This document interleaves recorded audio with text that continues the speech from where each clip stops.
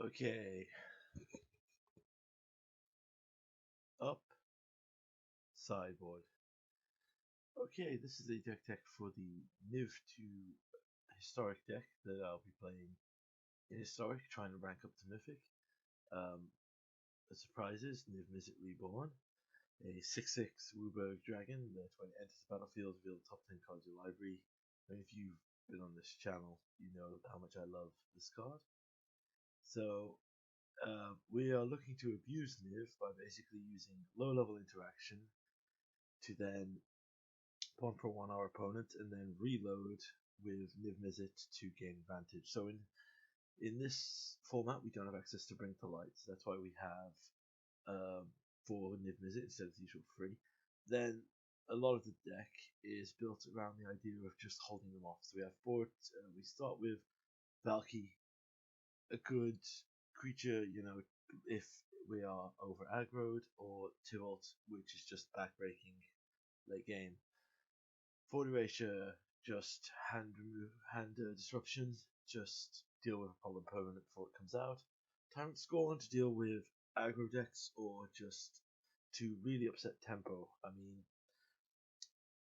bouncing a 5-cost creature back to hand and forcing to replay it to screw them up can be very relevant as well. Excuse me, Angrath's Rampage. Just good selection removal, not too great in a really heavy creature matchup, but still removal. Assassin's Trophy, a solid um, destruction spell here that just deals with any kind of permanent we need at the downside of ramping the opponent, but I will take your Teferi if it means you get an island. Chevelle, the Bane of Monsters, is a roadblock for aggro creatures, a 1/3 Death Touch. Beginning of upkeep, if there's no permanent with a bounty counter on, and put a bounty counter on it, something, creature or planeswalker, and when that dies, we gain 3 life and draw a card. So yeah, roadblock for aggro decks really solid.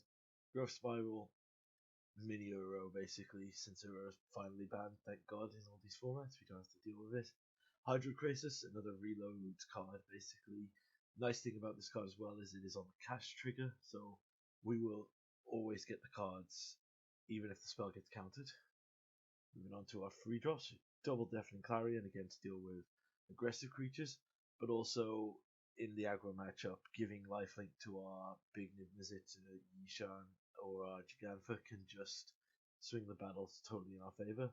Clophis, even though Ura's not in the format, Clophis just has some amazing synergies in the deck of just stripping away opponents' graveyards.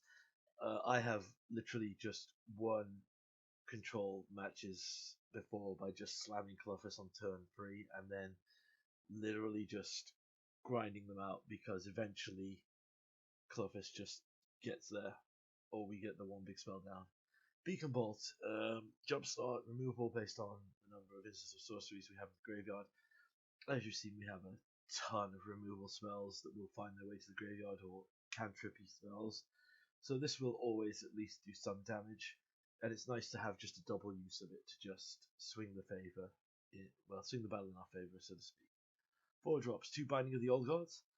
These are replacing Maelstrom Pulses because picking off one problem permanent and then getting to ramp, and well, essentially with the Triomes in the deck, since it doesn't fetch for a basic land, this is also late game fixing or showing up a color that we are a bit light on. Death Touch incidental. Yishan comes into play, gets you basic plains and forests. We only run one of each in the deck, but still, it's a nice card draw effect. Also hoses the Rakdos Sacrifice deck, which is still pretty popular. The Mizzet we've discussed. Battle of Frost and Fire. This one is interesting inclusion. It is a board wipe that turns into a mass grind to potentially a huge draw. Because you got to always remember with this card, we have, because we are running Gigantha as our companion, we essentially have access to Gigantha, so we can always get some value off the 3rd chapter of this. But, see as it comes up, and I run the Locust Guard main board purely because we have some spells which incidentally draw us additional cards like Hydroid Crisis or Growth Spiral, and Also, just if you ever played this card against this card, you can just see how it can run away with the game. Particularly now that there's no Uro in the format, I feel I want to run the Locust God main board to just grind out some value and get some creatures down. And also, it's just in here as well because we are running the World Tree in here to, in maybe control matchups, we can just pop this mega late game and drop the gods that we don't have. Also, nice synergy with this is because this is a double Wooburg activation and the World Tree fixes the mana.